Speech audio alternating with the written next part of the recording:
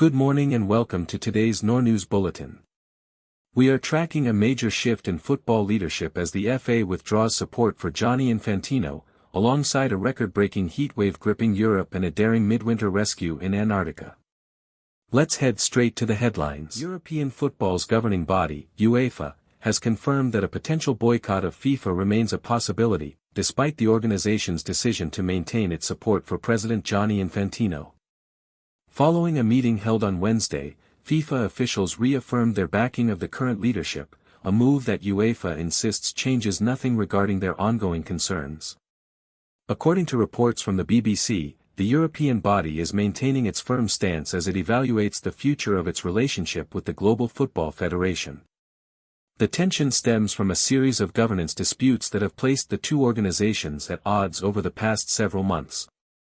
While FIFA's internal vote of confidence was intended to stabilize the leadership, UEFA's immediate response suggests that the internal friction within the sport's highest governing bodies is far from resolved.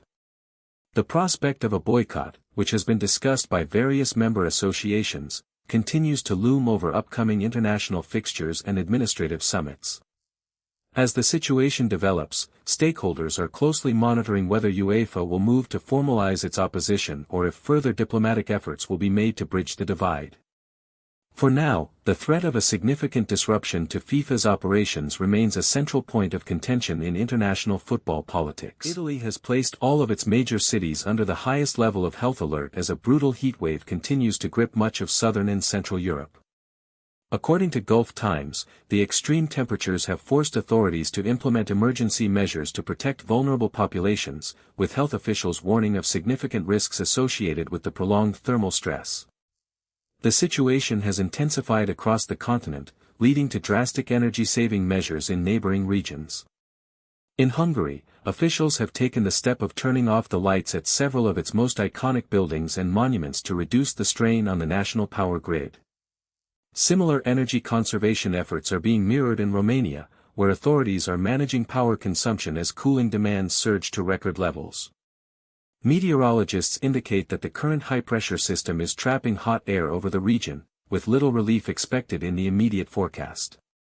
While local governments work to mitigate the impact on public infrastructure and human health, the widespread nature of the heatwave has highlighted the growing pressure on European energy systems during peak summer months.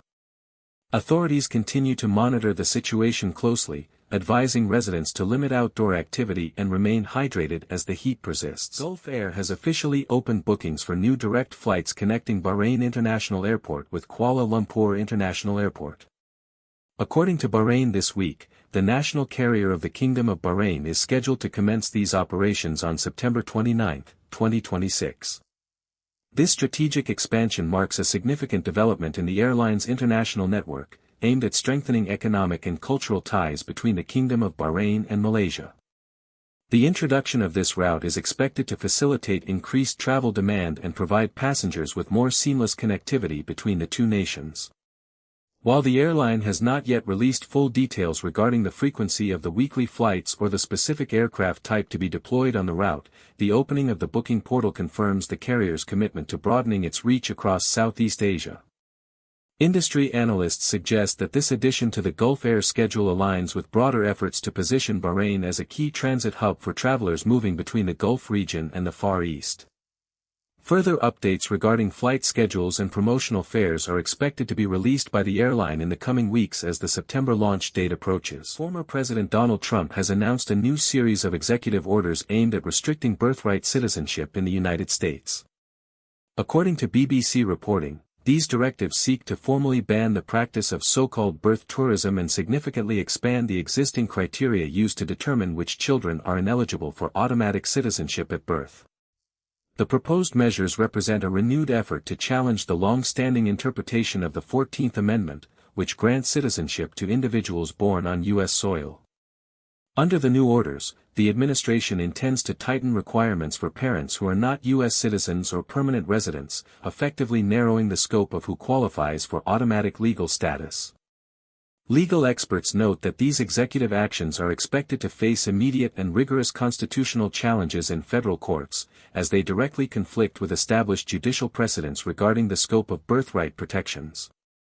The administration maintains that these changes are necessary to preserve the integrity of the immigration system and prevent the exploitation of current policies.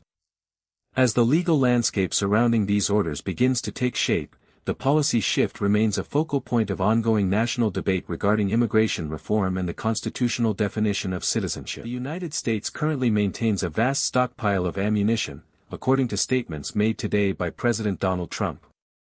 Addressing the current state of the nation's defense industrial base, the president asserted that the country is well positioned in terms of its munitions reserves. Furthermore, he noted that domestic defense companies are actively expanding their manufacturing capabilities, with more new factories and production facilities currently under construction than at any other time in American history.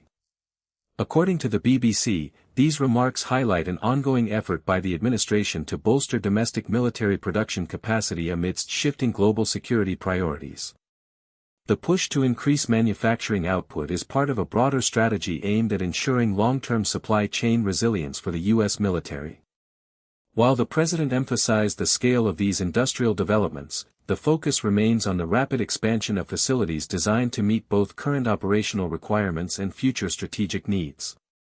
Industry analysts suggest that this surge in infrastructure investment reflects a significant pivot toward domestic self-sufficiency in defense manufacturing. As these new production lines come online, the administration expects a substantial increase in the overall volume of ammunition available to support national defense objectives and international commitments moving forward. Meta has been ordered to pay an additional $567 million in fines, marking the largest penalty ever issued against the social media giant regarding child safety violations. According to the BBC, this latest ruling brings the total financial penalty against the company in this specific case to $942 million, following a previous order to pay $375 million. The legal action centers on allegations that Meta failed to adequately protect minors on its platforms, specifically regarding data privacy and the implementation of safety features designed to shield younger users from harmful content and predatory behavior. Regulators have intensified their scrutiny of the Australian aviation crew has successfully completed a high-stakes medical evacuation from Antarctica, navigating extreme midwinter conditions to reach McMurdo Station. According to BBC reports, the mission required the flight crew to land their aircraft in total darkness while facing temperatures as low as -43°C. The operation was launched to retrieve a patient requiring urgent medical care, a task made significantly more hazardous by the lack of daylight and the volatile polar environment. Aviation experts note that such flights during the Antarctic winter are exceptionally rare due to the severe risks posed by the freezing climate and the limited visibility. The crew utilized specialized equipment and rigorous safety protocols to ensure the aircraft could safely touch down on the ice runway and depart with the patient on board. While the flight path and the specific nature of the medical emergency remain subject to operational privacy, the mission has been confirmed as a success by regional authorities. The patient is currently receiving further treatment following the transit. This rescue highlights the ongoing logistical challenges faced by international research teams operating in the world's most isolated continent, where weather conditions can shift from manageable to life-threatening in a matter of minutes. Thank you for joining us for this verified update on today's global events. We remain committed to bringing you the facts you can trust. NoorNews, verified before published.